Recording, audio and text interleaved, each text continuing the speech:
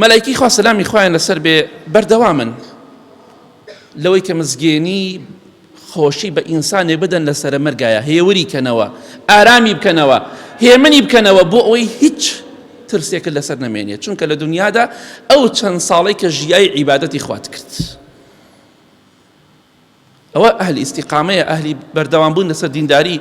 ئەو پاداشتەکەیەتی مزگێنی پێ ئەدەن لەسەر مەگا پێی دەڵێن فڵان کەس مزگێنی بێ لە تۆ کە لە بەهەشتایی، بەڵام چ بەهەشتێک دەفەرمێ وەلەکم فیها ما تشتهی ئەنفسکم وەلەکم فیها ما تدعون.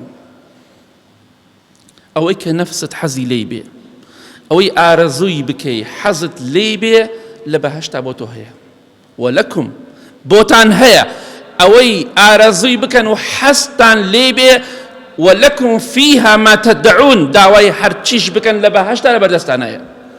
ئیتر تۆ چیت ئەوێ؟ چیت ئەوێ؟ لە دنیادا سەتەها و هەزارەها شتێ تۆ ئەتەوێ دەست ناکەوێ، حەز لێتی نییە، داوایەکەی نییە، بەڵام ئەوەی لە بەهەشتا حەزت لێی بێ و داوای بکەی لە بەردەستە ئامادەیە. پێویست ناکە ئاوات بخوازی، یەکسەر ئامادەی بۆت. جا ئەم ژیانە بیلعکسی بەهەشتە، ئەم چەند ساڵە بۆ خوا بژی ڕێگای خوا بگرە، دڵنیا بە ئەوەی کە تۆ بتەوێ خوا پێدەدات. بەڵام ئەوەی بڕاتە جەهەنمەوە داوای قومی ئاو دەکا، خوای گەورە دەفەرمێ خوا حرامی کردووە لە سەرتانی، یەک قومی ئاوتان نەدەینی، یەک قوم ئاو، ئاوی سارد یەک قومێ ناخۆنەوە.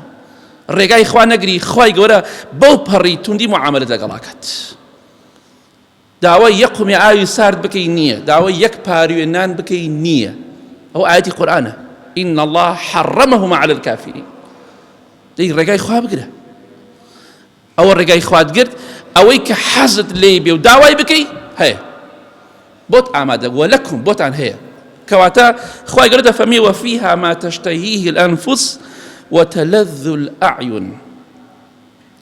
ئەوەی نەفس حەزی لێ بکە، ئەوەی چاو حەزی لێ بکە لە بەهەشتا هەیە، پێتە بەخشرێ. جا ئەم کەسە لە سەرە مەرگا کە بەردەوام بۆ لە عیبادەتی خوا، تەنها مانگی ڕەمەزان خوای نەناسیوە، بەردەوام عیبادەتی خوای کردووە، حتا کاتی سەرە مەرگ پێی دەڵێن مزگێنی پێ ئەدەین بە بەهەشتێک، ئەوەی داوای بکەی حەزت لێ بێ و ئارەزوت لەسەری بێ بۆت هەیە، لە خزمەتتایە. کەواتە بە تەمای چیت بۆ ڕێگای خوا ناگریت، بۆ دوای مانگی ڕەمەزان وازە عیبادەتی خوا دەهێنی. خوای گەورە لە کۆتاییدا دەفەرمێ نزلا من غەفور ڕەحیم. ئەم ڕێز و حورمەتەی کە باسمان کرد بۆ ئەهلی تەقوا، ئەوەی کە بەردەوام بۆ لەسەر عیبادەتی خوا، ئەمە میوانداریەکە لەلایەنی خوای گەورە، ئەو خوای کە بەڕەحمە، ئەو خوای کە میهرەبانە، ئەو خوای کە تاوان پۆشە. ڕێز و حورمەتی ئینسانێک دەگرێت کە لە دنیادا ڕێگای خوای گرتووە.